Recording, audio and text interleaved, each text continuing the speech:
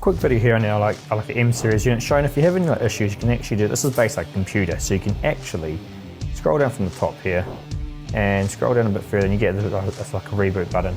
So just like any good computer, every now and again, like it's like a reboot can help connection. If you're having connection issues with Bluetooth or Apple CarPlay or like Android Auto, just give that a shot. And see the head unit will start back up, and then it will all be good.